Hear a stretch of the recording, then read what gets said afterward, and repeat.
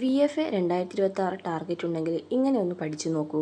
Complete preparation സ്ട്രാറ്റജിയാണ് ഈ വീഡിയോയിലുള്ളത്. ഈ വട്ടത്തെ VFAയിലെങ്കിലും എനിക്ക് ഉറപ്പായിട്ടും ക്രാക്ക് ചെയ്യണമെന്നുള്ള ആൾക്കാർ മാത്രം ഈ വീഡിയോ കണ്ടാൽ മതി. അങ്ങനെയുള്ളവർക്ക് ഉറപ്പായിട്ടും യൂസ്ഫുൾ ആവുന്ന ടിപ്സും കാര്യങ്ങളൊക്കെയാണ് ഇതിൽ പറയുന്നത്.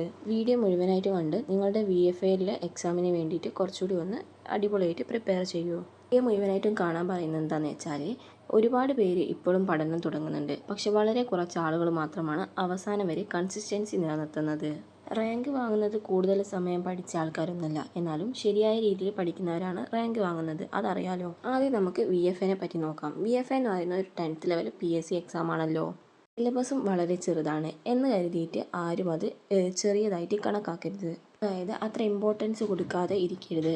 അടിസ്ഥാന വിഷയങ്ങളൊക്കെ നല്ല രീതിയിൽ പഠിച്ചാൽ തന്നെ നമുക്ക് നല്ല രീതിയിൽ മാർക്ക് സ്കോർ ചെയ്യാൻ പറ്റും.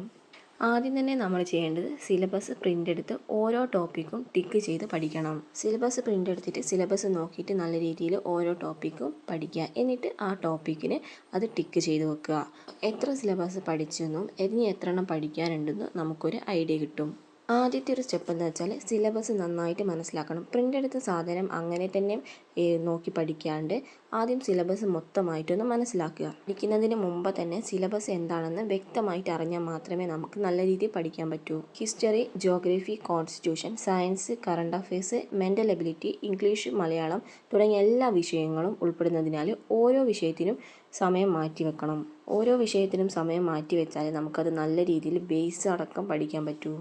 നമ്മൾ സിലബസ് ഇല്ലാണ്ട് പഠിക്കുമ്പോൾ നമുക്കൊരു മാപ്പില്ലാണ്ട് എങ്ങനെയാണ് യാത്ര ചെയ്യുന്നത് അതുപോലെയാണ്. ചിലപ്പോൾ അങ്ങോട്ടായി പോവാം, ചിലപ്പോൾ ഇങ്ങോട്ടായി പോവാം, അങ്ങനെയൊക്കെയാണ്. അടുത്തൊരു സ്റ്റെപ്പ് എന്ന് പറയുന്നത് SCERT നിങ്ങളുടെ ഫൗണ്ടേഷൻ ആക്കി മാറ്റണം. സ്റ്റെപ്പ് 2 എന്ന് പറയുന്നത് SCERT ഒരു ഫൗണ്ടേഷൻ ആക്കി മാറ്റണം. പറ്റാവുന്നത്ര SCERT ബുക്കുകളൊക്കെ കളക്ട് ചെയ്തിട്ട് ടെക്സ്റ്റ് ബുക്കുകൾ കളക്ട് ചെയ്ത് പഠിക്കാൻ ശ്രമിക്കുക. അല്ലാത്തവർ SCERT പള്ളിക്കൂടം വെച്ചിട്ട് പഠിക്കുക. ടെക്സ്റ്റ് ബുക്കൊന്നും കിട്ടിയില്ലെങ്കിൽ നമുക്ക് ഗൂഗിൾ വഴി കയറിയിട്ട് ഡൗൺലോഡ് ചെയ്തെടുക്കാൻ പറ്റും ടെക്സ്റ്റുകളൊക്കെ. അങ്ങനെ ടെക്സ്റ്റുകൾ ഡൗൺലോഡ് ചെയ്തിട്ടും നമ്മൾ SCERT ഒരു ഫൗണ്ടേഷൻ ആക്കി മാറ്റണം. SCERT പഠിക്കാതെ നമുക്ക് ഒരിക്കലും PSCയിൽ നല്ല രീതിയിൽ മാർക്ക് സ്കോർ ചെയ്യാൻ പറ്റില്ല. അതുകൊണ്ട് SCERT ഒരു ഫൗണ്ടേഷൻ ആക്കിയിട്ട് എന്നിട്ട് പഠിക്കാൻ നോക്കുക. SCERT പഠിച്ചാൽ നമുക്ക് നല്ലൊരു ശതമാനം ചോദ്യങ്ങൾക്കും കോൺഫിഡൻ്റായിട്ട് അറ്റംപ്റ്റ് ചെയ്യാൻ പറ്റും. അതുകൊണ്ട് ആദ്യം തന്നെ SCERT വായിക്കുക. അതിലെ പ്രധാന പോയിൻറ്റ്സൊക്കെ അണ്ടർലൈൻ ചെയ്ത് ചെറിയ നോട്ടാക്കിയിട്ട് മാറ്റുക. രണ്ടാമത്തെ ഒരു ഇമ്പോർട്ടൻ്റ് കാര്യമാണ് ഡെയിലി കറണ്ട് അഫയേഴ്സ് ചെയ്ത് നോക്കുക. PSCയിൽ റാങ്ക് ലക്ഷ്യമാക്കുന്ന ഒരാളാണെങ്കിൽ ഒരു ദിവസം പോലും കറണ്ട് അഫയേഴ്സ് ഒഴിവാക്കാൻ പാടില്ല. ദിവസം ഒരു 20 മുതൽ 30 മിനിറ്റ് വരെ കറണ്ട് അഫയേഴ്സ് പഠിക്കണം. അത് നമ്മൾ ആഴ്ചയിൽ ഒരിക്കൽ റിവിഷൻ ചെയ്യണം. അതുപോലെ തന്നെ ഒരു മാസം കഴിഞ്ഞാൽ ആ മാസത്തിലെ ലാസ്റ്റ് ദിവസം കൂടി റിവിഷൻ ചെയ്യണം. കറണ്ട് അഫയേഴ്സ് പഠിക്കുമ്പോൾ ശ്രദ്ധിക്കേണ്ട കാര്യം എന്താ വെച്ചാൽ schemes, award, sports, Kerala news എന്നിവയൊക്കെ പ്രത്യേകം ശ്രദ്ധിച്ച് പഠിക്കണം. അടുത്തൊരു ഇമ്പോർട്ടൻ്റ് ആയിട്ടുള്ള കാര്യമാണ് പ്രീവിയസ് ഇയർ ക്വസ്റ്റ്യൻസ് നോക്കണം. PSC എക്സാംസ് ഏത് രീതിയിലാണ് ചോദ്യങ്ങൾ ചോദിക്കുക എന്നത് ഈ പ്രീവിയസ് ഇയർ ക്വസ്റ്റ്യൻസ് കണ്ടാൽ നമുക്ക് മനസ്സിലാവും. നമ്മളൊരു ടോപ്പിക്ക് പഠിക്കാനെടുത്ത് ആ ടോപ്പിക്ക് പഠിച്ചതിന് ശേഷം SCERTയിലുള്ള ക്വസ്റ്റ്യൻസൊക്കെ വെച്ചൊന്ന് ചെയ്ത് നോക്കുക.